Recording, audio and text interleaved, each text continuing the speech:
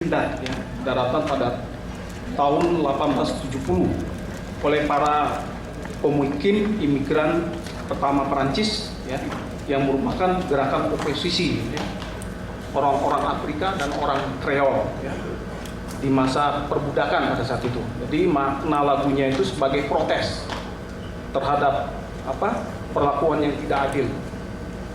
Kemudian dalam perkembangannya secara historis, Perang Dunia Kedua itu tahun 1939 sampai 45, banyak sarjana musik itu bergabung dengan angkatan bersenjata ya, membangun lagu-lagu nasional. Nah, misalnya perubahan lagu-lagu himne ya, himne yang bersifat ritual itu berfungsi untuk meningkatkan moral prajurit yang dikirim ke garis depan, seperti contohnya lagu Rule Britannia terus ya, di England dan sebagainya. Kemudian yang kedua, pasca kemerdekaan ya, yang kedua, pasca kemerdekaan itu di Indonesia tumbuh subur ya, paduan suara yang mengumandangkan lagu-lagu perjuangan. Nah, lagu perjuangan ini disebut sebagai musik fungsional ya. Mengapa disebut musik fungsional? Contohnya adalah misalnya musik untuk mengiringi kelibatan agama atau ritual, musik mengiringi tari sebagai hiburan ya. Sebagai musik fungsional itu idiom musik dikemas berdasarkan kemampuan musikalitas ya, komponisnya dan masyarakat pendukungnya. Jadi secara estetik ya, musik fungsional itu musiknya tidak begitu penting. Yang penting itu adalah makna dan teks syairnya yang disampaikan serta dimengerti oleh pendukungnya. Kemudian juga yang ketiga,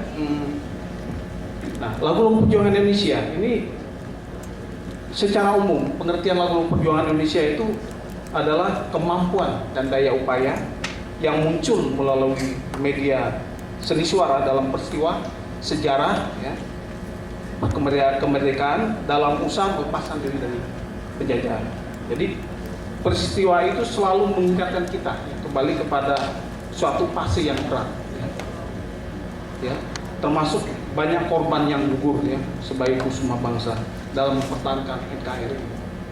Maka dia sering diperingati setiap hari besar nasional. Kemudian juga berdasarkan instruksi Menteri Muda Pendidikan dan Pengajaran pada tahun 1959 ya, nomor 1 tanggal 17 Agustus, pemerintah menetapkan pertama kali 7 lagu wajib ya. Mengapa dikatakan wajib? Karena wajib diketahui oleh seluruh masyarakat Indonesia, mulai dari anak-anak sampai orang dewasa. Kemudian juga lagu-lagu perjuangan Indonesia ini terdiri 3 fase. Yang pertama, lagu perjuangan yang diciptakan pada masa pra-kemerdekaan ya, 1908 sampai 1945. Kemudian lagu-lagu perjuangan yang diciptakan pasca kemerdekaan ya, 1945 sampai 1949. Kemudian yang ketiga, lagu perjuangan yang bernuansa perjuangan pada Orde Lama, Orde Baru, dan Reformasi. Lagu-lagu perjuangan yang diciptakan pada pasca kemerdekaan itu pada umumnya ya, maknanya adalah pembentukan bangsa ya. Pada masa itu kita belum berani menyatakan kemerdekaan. Lagu Indonesia Raya masih menggunakan kata mulia ya, belum. Tetapi setelah akhir masa penjajahan Jepang, kata mulia itu diganti jadi merdeka. Ini menunjukkan bahwa bangsa kita sudah berani menyatakan terbuka atas kemerdekaan itu. Dan yang kedua adalah lagu perjuangan yang diciptakan pada masa revolusi ya. Makna syair yang terkandung pada periode ini mengandung tema kegembiraan ya, kebanggaan ya, dan keberanian. Betapa besarnya arti kemerdekaan ya. Dan kemerdekaan itu harus ya, kemerdekaan itu harus dipertahankan sampai titik darah penghabisan. Maka muncullah lagu Maju Tak Gentar ya. Kemudian berkibarlah benderaku Namun sayangnya itu memang kisah heroik para pencipta lagu ini hampir tidak ya, tercatat dalam sejarah perjuangan bangsa. Dan yang ketiga, ini lagu-lagu perjuangan masa Orde Lama, Orde Baru, dan Reformasi. Beberapa tahun terakhir ini di masa itu dari kalangan generasi muda itu ya mulai muncul lagu-lagu yang berlirik yang syarat dengan nasionalisme ya, melalui musik pop ya, sesuai zamannya. Nah, di sini musik adalah perilaku kultural. Jadi perilaku kultural yang selalu berkembang sesuai zamannya. Oleh karenanya idiom nasionalisme itu ya perlu dikembangkan. Sejauh mana lagu itu mempengaruhi terhadap perilaku masyarakat. Jadi kita jangan terlalu fanatik dengan lagu perjuangan yang sudah ada. Kemungkinan lagu perjuangan itu akan muncul dari masa ke masa, ya, karena akan berjalan terus dari waktu ke waktu. Kemudian ekspresi lagu perjuangan ini sebetulnya basicnya adalah nasionalisme dan cinta tanah air. Selain itu terdapat kasus, ya. Nah, menurut Peter B. Hiller, ya, tahun 1996 menyatakan bahwa patriotisme itu banyak tergantung pada tindakan simbolik seperti memamerkan bendera kebangsaan sebagai komunikasi nonverbal, ya, menyanyi lagu perjuangan sebagai komunikasi verbal. Tindakan simbolik itu dapat kita peroleh seperti pada saat tadi Gelora Bahania Patria menyanyikan lagu perjuangan. Secara audio, secara visual mereka menggunakan pakaian merah, ya, dengan di dada kirinya lambang merah putih. Secara audio dia menyanyikan lagu perjuangan yang menggetarkan ruangan ini. Patriotisme di sini selalu diikat oleh nasionalisme, ya, yang selalu memupuk nilai-nilai kecintaan pada tanah air. Nah, berdasarkan kasus di lapangan, lagu-lagu perjuangan menjadi bagian sarana pendidikan karakter. Namun sementara itu pemahaman dan penghayatan lagu-lagu itu di sekolah umum belum memadai, ya. Demikian juga halnya lagu perjuangan yang di tengah masyarakat, ya. Itu hanya terdengar pada saat peringatan proklamasi 17 Agustus, ya. Setelah itu menghilang di telan masa. Muncul kemudian tahun berikutnya. Banyak kasus, ya. Misalnya pelajaran musik saat ini diganti menjadi pelajaran seni budaya, ya. Guru pengampu itu dituntut juga menjadi guru gambar, ya, guru menari, ya, dan sebagainya. Sehingga peluang untuk mengembangkan paduan suara untuk menyanyikan lagu-lagu perjuangan sangat terbatas, sehingga hasilnya seadanya aja, ya. Ini yang menjadi permasalahan yang harus kita kupas sekarang. Apa yang harus kita atasi bersama? Kemudian juga, ya, bentuk dan jenis lagu, ya. Kalau kita lihat musik Mars misalnya seperti Garuda Pancasila itu merupakan ornamentasi irama drum, ya, membangkitkan semangat, kemudian dengan gerak langkah, ya, dalam prosesi militer. Jadi irama Mars itu disampaikan dengan semangat, dengan gegap gempita. Tetapi sebaliknya, ya, himne justru sebaliknya disampaikan dengan penuh hikmat dalam tempo yang lambat. Kemudian ada jenis lain, ya, lagu-lagu romance, terutama karya-karya Ismail Marzuki yang kita kenal seperti Selendang Sutra, ya, kemudian Sepasang Mata Bola, apalagi Antara Kerawang dan Bekasi, Bu di Sini Garis Terdepan, ya, kemudian Selamat Datang Pahlawan Muda, Gugur Bunga, dan sebagainya. Ini menggambarkan suasana cinta, ya, pertemuan antara anak dan orang tua, ya, kemudian teman dan sahabat. Perpisahan ini mungkin pertemuan yang terakhir sehingga berkesan, ya, sepanjang masa. Maka diciptakanlah lagu-lagu yang bersifat romantis. Kemudian juga dengan suasana musik yang diciptakan dengan irama pop misalnya, pada akhir ini ya memang perlu diapresiasi. Kemudian fungsi konstruktif. Yang pertama adalah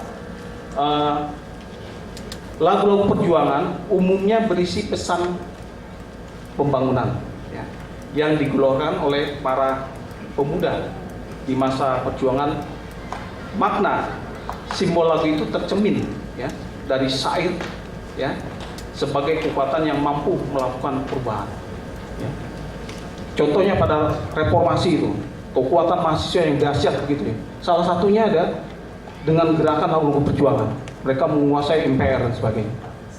Jatuhlah pemerintahan Soeharto pada saat itu. Jadi ditransformasikan kembali. Kedua adalah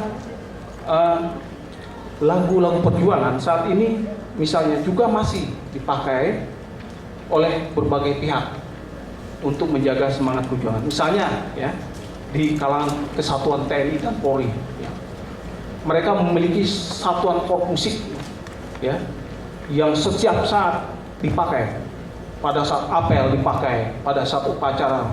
Bahkan di TNI itu berlari-lari aja mereka pakai musik, berbaris mereka pakai musik, berolahraga mereka pakai musik ya. Itu satu yang perlu kita contoh. Kemudian yang ketiga, sebetulnya lagu perjuangan itu dapat ya meningkatkan membangun bangsa, seperti membangun produk dalam negeri menghadapi persaingan global. Beberapa tahun terakhir ini kita lihat banyak pesan-pesan dari pemerintah ya. Misalnya sadar bahwa membayar pajak itu menggunakan lagu perjuangan ya. Kemudian juga membeli produksi dalam negeri juga menggunakan lagu perjuangan. Mengajak remaja untuk masuk SMK ya dengan backsound dengan lagu-lagu Maju Tak Gentar misalnya. Itu salah satu pesan yang disampaikan oleh pemerintah kepada masyarakat. Lagu perjuangan juga untuk meningkatkan disiplin nasional ya, disiplin kerja ya, disiplin menuntut ilmu. Ini salah satu kasus yang saya lihat di Yogyakarta, ada satu sekolah SD itu sebelum mereka belajar itu diputarkan lagu-lagu perjuangan ya. Itu nampak dengan pengeras suara. Itu saya lihat ekspresi mereka waktu masuk halaman tuh, mereka berseri-seri, semangat. Nah ini salah satu untuk memotivasi mereka belajar. Juga mengapresiasikan lagu-lagu itu terhadap anak-anak. Ya. Walaupun itu mendengar. Kemudian juga lagu perjuangan itu juga sebagai konsep bela negara, terutama di pulau-pulau terdepan, pulau terluar di perbatasan. Dan saya melihat bahwa TNI yang menjadi guru di sana itu tidak lupa mengajarkan lagu-lagu perjuangan terhadap mereka, ya, untuk meningkatkan jati diri bangsa mereka. Selain itu juga lagu perjuangan juga mencegah korupsi, ya, mencegah radikalisme, ya, mencegah narkoba dan anarkisme. Ya. Kemudian ini penguatan kepribadian dan jati diri bangsa, bahwa ilmu pengetahuan musik itu menjadikan manusia memiliki sikap empati dan menghargai semua makhluk hidup. Ini kekuatan musik. Ilmu pengetahuan musik membuat seorang ibu dapat menidurkan buah hatinya dalam kedamaian. Ya. Ilmu pengetahuan musik juga menjadikan anak-anak dalam pertumbuhannya memiliki keseimbangan antara akal dan rasa. Pendidikan musik di sekolah-sekolah itu bukan menjadikan mereka pemain musik profesional, tapi musik sebagai alat pembentukan kepribadian, terutama sikap percaya diri, ya, sikap kreativitas, kerjasama, misalnya dalam bentuk ensemble atau dalam bentuk paduan suara dan sebagainya. Dan tidak dapat dipungkiri juga ilmu pengetahuan musik sangat dibutuhkan dalam membentuk simbol satu negara. Diakuinya lagu Indonesia Raya sebagai lagu kebangsaan dalam Sumpah Pemuda, bahasa Melayu diakui sebagai bahasa persatuan, maka musik diatonis yang menyertainya menjadi bagian dari jati diri bangsa.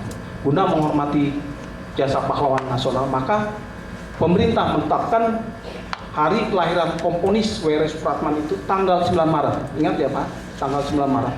itu adalah Hari Musik Nasional. Kita banyak melupakan ini.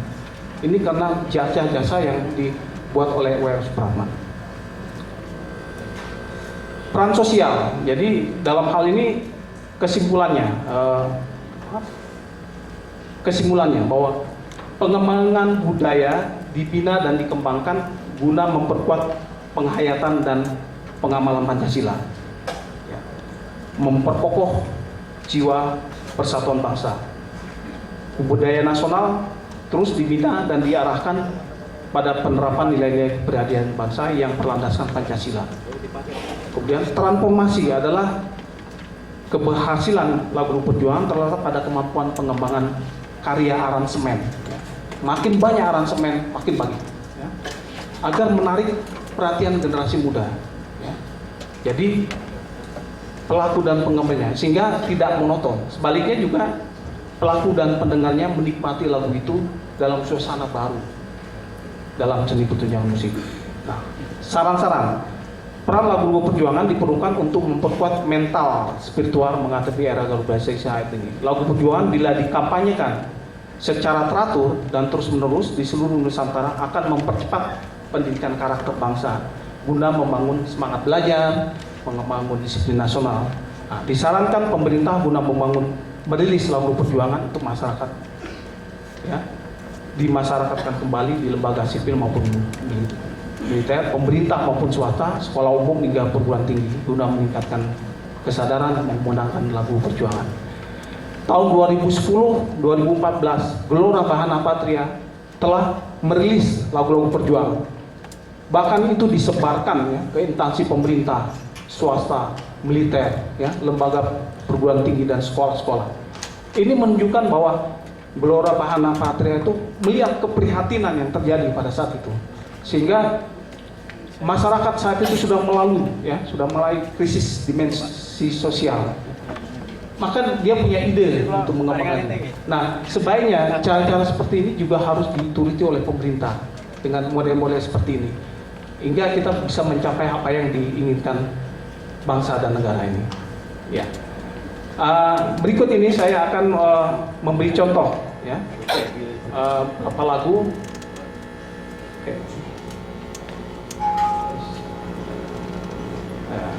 Ya, ini lagu yang diciptakan pada masa pra kemerdekaan, ya. Lagunya ini.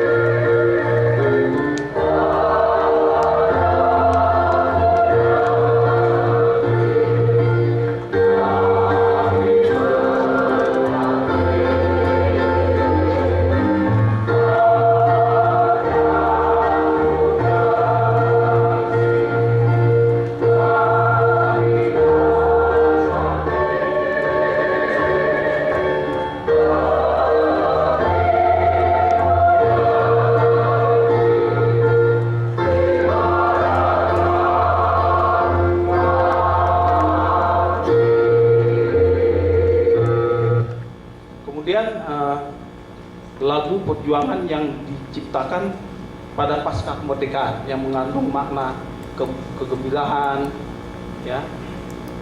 Contohnya ini.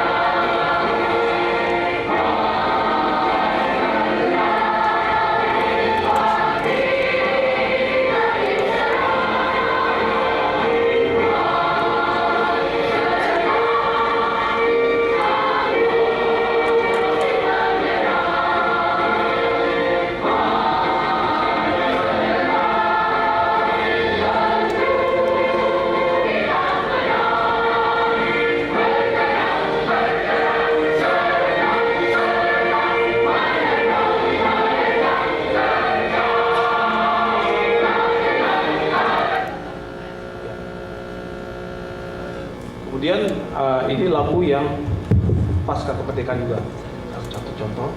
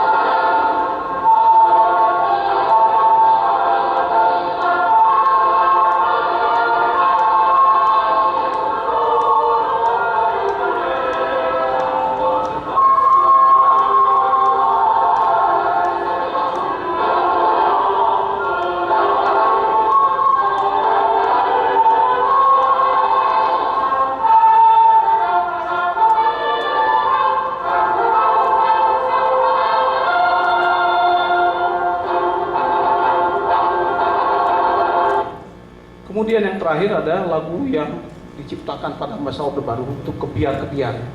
Karena lirik ini syarat dengan isu nasionalisme sebetulnya, itu menuntut reformasi.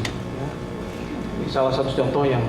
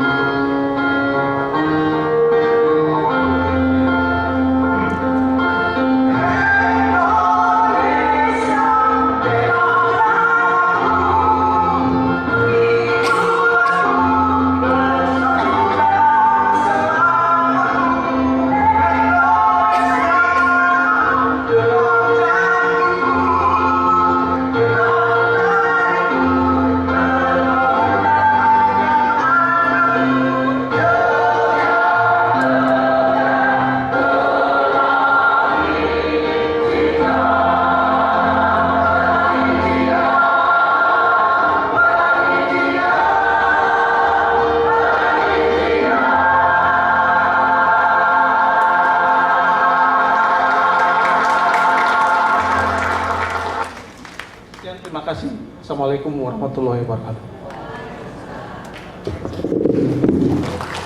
Silakan beri tepuk tangan. Luar biasa. Rasanya nggak usah seminar aja dengan lagu aja sudah asik betul kata Bu Femi tadi ya. Lagu-lagu perjuangan sebagaimana yang dikemukakan oleh Pak Wisnu tadi, ada macam-macam ternyata ya, ada yang mars, ada yang himne tadi ya, ada yang irama cepat, penuh semangat, 5 juta gentar, kemudian himne, khidmat dan lain sebagainya. Saya ingat presiden ketiga kita ya, Pak Habibie, presiden ketiga ya, lupa ya. Itu paling senang dengan lagu Sepasang Mata Bola. Saya ingat itu. Syairnya saya lupa itu. Hampir malam di Jogja, ketika keretaku tiba. Tapi waktu kami kos, ada yang merubah lagu itu. Hampir mati di Jogja, ketika wesel belum tiba. Memang anak-anak itu kreatif ya, tapi menjengkelkan kreativitasnya itu. Tapi itu sudah mengejala di kalangan anak-anak muda. Tapi lumayan iramanya sama, kisah Sepasang Mata Bola. Baik, kita beri kesempatan kepada hadirin terutama untuk curhat, sharing atau apalah namanya, silakan. Atau yang mau nyanyi boleh juga ya, tapi satu bait saja seperti saya tadi ya. Silakan di barisan ini dulu, satu ibu yang pakai satu-satu ya, saya beri jatah, satu yang pakai kerudung kuning, yang kedua yang di depan ini, sorry, yang ketiga barisan ini dulu, barisan ini nggak ada, yang ketiga saya beri yang di belakang berarti ya, belakang, yang keempat oke. Itu saya tahu namanya, itu Abdul namanya kalau nggak salah itu ya. Silakan.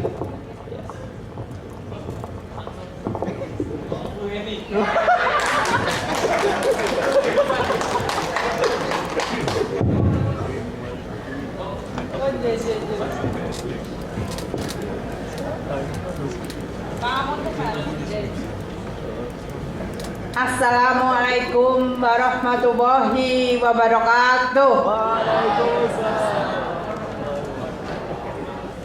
Izinkanlah saya memperkenalkan diri.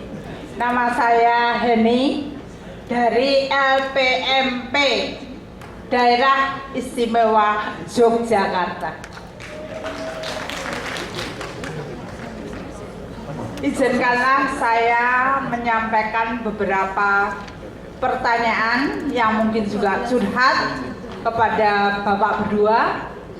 Yang pertama, kiat atau upaya untuk meningkatkan moralitas bangsa Indonesia memang sangat sulit. Betapa sulitnya meningkatkan moralitas bangsa ini? Sejalan dengan pepatah yang mengatakan susahnya membuktikan atau merealisasi antara satu kata atau manunggaling kata dan perbuatan. Ini mohon penjelasannya. Yang kedua, upaya untuk merealisasi dan mengaktualisasikan perilaku perjuangan kita hingga titik darah yang penghabisan itu juga sangat sulit sekali. Nah, mungkin kita bisa share di sini bagaimana upaya-upaya yang kita harus lakukan, kiat-kiat yang harus kita lakukan untuk merealisasi dan mengaktualisasikan kedua hal itu sehingga kita tidak hanya NATO, no action talk only. Ya. Billahi taufiq wal hidayah. Assalamualaikum warahmatullahi wabarakatuh. Waalaikumsalam warahmatullahi. Terima kasih Ibu. Tadi ini yang agak di depan Bapak.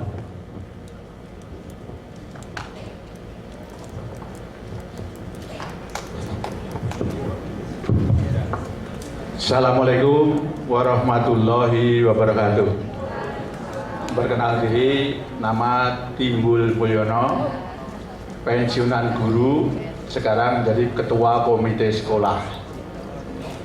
Pertama-tama memang selama kami mengajar itu prihatin sekali dari beberapa proyek pembinaan itu biasanya perlu diketahui hanya hangat-hangat tayaya Bu.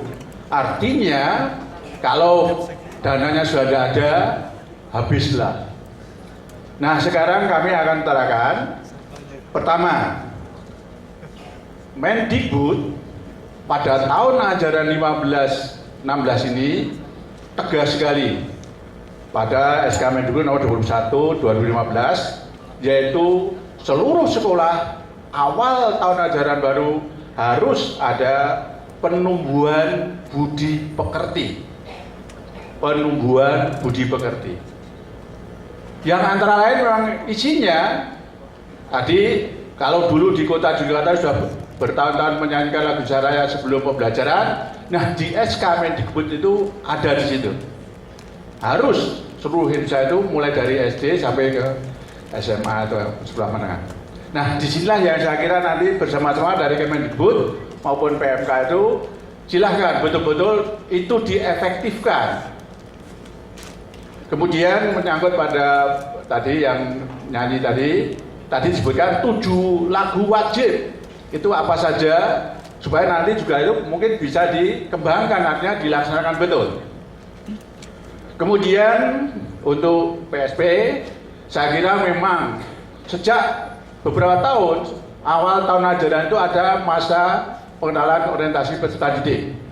Mohon dari PSP itu juga ada semacam pedoman yang mengeluarkan pedoman sehingga betul-betul Pancasila itu bisa efektif.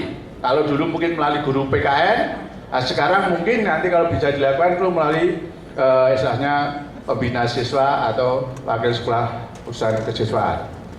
Kemudian tadi saya baru mendengarkan juga hari lahirnya WS Papa itu hari musik nasional. Itu didengungkan sehingga nanti ada edaran yang resmi di sekolah-sekolah itu, hari itu ada sekian menit menyita pembelajaran dikembangkan. Kemudian yang terakhir, ini nanti dari PMK mungkin juga ada, dari Direktorat Pembinaan dan Pendidikan Warga dari Kemendikbud. Itu yang kita tunggu-tunggu. Karena kami dari komite sekolah mengharapkan orang tua itu betul-betul peranannya ditingkatkan. Tapi sampai saat ini gaungnya belum begitu banyak, sehingga malah justru yang banyak dari PMK tadi. Maka dari PMK betul, karena di KR keluar, di Kompas keluar. Ya, saya minta nanti dari PMK pun ngelentek Kemendikbud, mana gaung dari pembinaan dan pendidikan keluarga, khususnya nanti kalau orang tua siswa itu datang di sekolah itu tidak hanya menerima raport, tapi paling tidak ada materi-materi yang berhubungan dengan bagaimana menyatukan pendidikan tanggung jawab bersama antara keluarga, sekolah, dan masyarakat. Terima kasih. Assalamualaikum warahmatullahi wabarakatuh. Assalamualaikum. Terima kasih Bapak Timbul. Yang di belakang dulu ya, tadi di deretan ini Mas Umam. Ada anak muda tadi. Ah, itu ke dia. depan aja Mas. Maju Mas.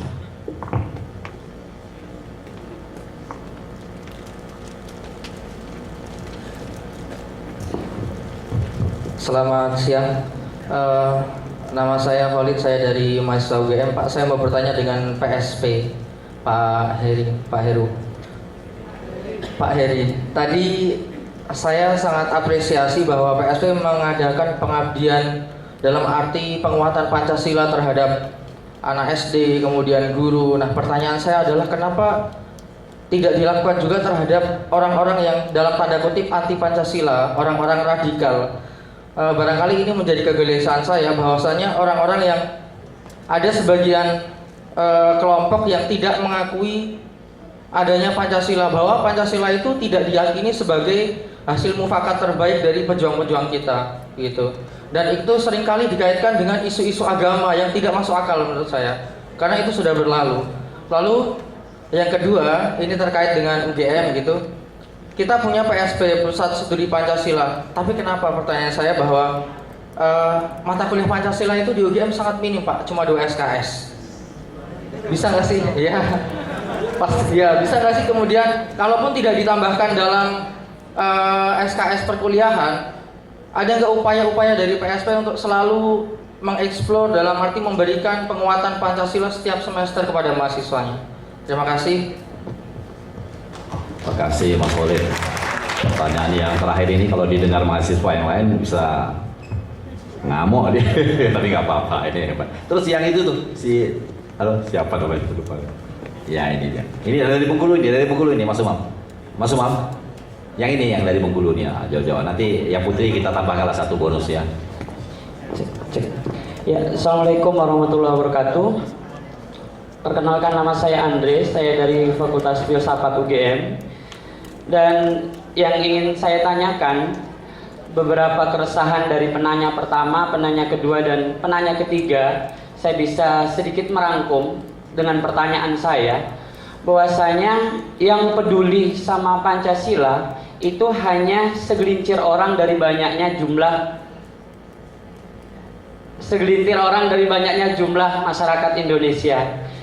Dan kalau kita perhatikan betapa idealnya kata Pancasila dan betapa tidak realitanya implementasinya di lapangan, itu sangat sulit kita lihat di mana-mana. Terbukti ketika saya pengabdian di Bengkulu sekitar 2 bulan hingga 3 bulan, beberapa sekolah dia guru Pancasila, guru pendidikan kewarganegaraan, termasuk guru seni budaya, kearifan lokal dan sebagainya, itu bisa dijadikan satu. Nah, saya sarankan kepada PSP sebagai masukan agar terutama alumni filsafat yang berkecimpung di Pancasila itu bisa diperdayakan di pedalaman-pedalaman agar ilmunya terguna dan ilmu kepancasilaannya itu benar-benar terimplementasikan. Tidak hanya tataran konsep di kelas lalu di luar kelas tidak mendapatkan sesuatu. Nah, saya ingin kepada Pak Heri dan jajaran Fakultas Filsafat mungkin bisa menggagas itu, mendata alumni-alumni yang mungkin sekarang lagi bertebaran mencari pekerjaan, yang mungkin lagi kepusingan dan sebagainya, itu bisa diberdayakan di daerah-daerah pelosok perbatasan dan sebagainya.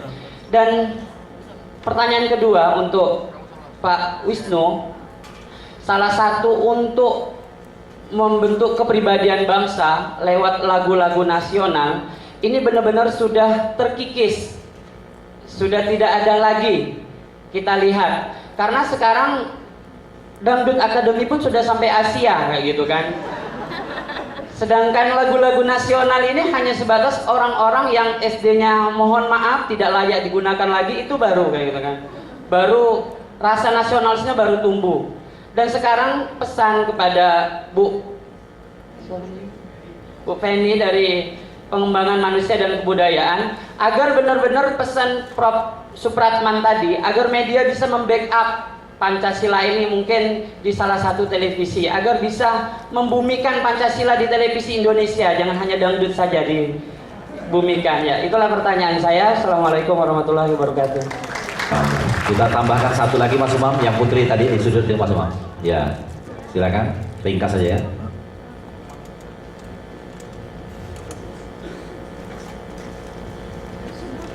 Assalamualaikum warahmatullahi wabarakatuh. Perkenalkan, nama saya Kristina Rahmawati dari SPS Tunasuni Mulia, Yogyakarta. Saya sebagai guru PAUD, Pak, ingin menanyakan bagaimana caranya kita mengenalkan dan menyampaikan lagu-lagu perjuangan tersebut kepada anak-anak usia dini. Karena sebagaimana kita ketahui bahwa anak-anak usia dini itu mereka lebih cepat tertanam jiwa kepatriotismenya daripada anak-anak yang sudah di usia di atas. Selama ini yang kita ketahui bahwa lagu-lagu tersebut hanya dikenalkan pada anak-anak pada pendidikan sekolah dasar sampai ke atas, SMP, SMA, dan kuliah. Untuk anak-anak usia dini mereka belum ada, mungkin hanya ada pada saat upacara hari Senin. Itu pun hanya dinyanyikan ya seperti itulah, Pak. Bagaimana caranya yang menarik agar mereka bisa mengenal dan nantinya bisa memahami dan mengerti makna, dan mereka menjadi anak-anak yang seperti kita inginkan, seperti yang tujuan dari Pancasila tersebut. Terima kasih. Terima kasih Bu Rahmawati. Baik, ada 5 pertanyaan ini, Bu Heni, Pak Timbul, De Khalid, De Andre, dan Bu Rahmawati. Saya persilakan Pak Heri Santoso terlebih dahulu. Silakan Pak. Baik, Terima kasih. Tanggapan ini sekaligus keresahan mungkin ya, keresahan dari banyak pihak. Di saat Indonesia menghadapi tantangan dari luar yang sangat keras, masyarakat ekonomi Asia itu kalau tidak kita sikapi dengan sikap yang cerdas, kita bisa menjadi objek pasar dunia. Sementara di dalam kita mengalami krisis yang kita lihat di televisi, orang dituduh korupsi malah senyum-senyum dan dada-dada telepon foto-foto gitu ya. Jadi bingung, sing salah sing endi, sing salah sing moto. Nah, tanggapan tadi namanya merupakan keresahan kita bersama. Dari kami PSP itu sebenarnya PSP itu modalnya sederhana kok, niat baik, cuma itu aja kok. Tentang caranya ya kita pikirkan bareng-bareng. Bu Rina itu sudah apa itu. PSP itu modalnya cuma satu, niat baik, itu aja, niat baik. Ternyata orang berniat baik saja sekarang sudah tidak ada. Niat baik. Yang kedua, berani berdoa. Jujur saja, ini tak kasih 50.000 lah, tak kasih 50.000 di antara mahasiswa saja. Kalau Bapak Ibu dosen, Bapak Ibu guru, para pejabat, saya khawatir tersinggung nanti. Oh, nggak ada 50.000. Nanti tak kasih 50.000. Siapa yang mahasiswa kali ini, pagi ini tadi sempat mendoakan kebaikan bangsa ini, tak kasih 50.000. Pak Riza mau nyumbang ini? Berapa Pak Riza?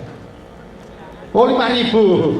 Khasnya Pak Riza tambah 5.000. 55.000. Siapa di antara mahasiswa pagi ini sempat mendoakan kebaikan bangsa ini? Doanya sapu jaga, Robbana atina fid dunya hasanah wa fil akhirati hasanah wa qina adzabannar itu. Enggak ada kan? Baik, kalau begitu tepuk tangan untuk kita semuanya. Serius loh. Doa baik saja tidak berani. Jadi yang kami lakukan di PSP itu sederhana sekali. Satu, niat baik. Niat baik, setelah itu yang kedua, berani berdoa. Mohon maaf saya berdiri. Berani berdoa. Karena apa? Karena sekarang ini yang dianggap baik itu kalau duitnya banyak. Yang dianggap baik itu yang sering muncul di media massa. Ya nanti itu sering muncul di media massa dan diperkarakan di KPK. Yang dianggap baik itu yang mendapat tepukan tangan yang luar biasa. Tapi sebenarnya di balik itu banyak orang-orang sepi ing pamrih rame ing gawe. Artinya di hati itu sepi dari segala macam kepentingan, tapi bekerjanya luar biasa. Nah, ini Bu Heni, ini kolega kita dari LPMP.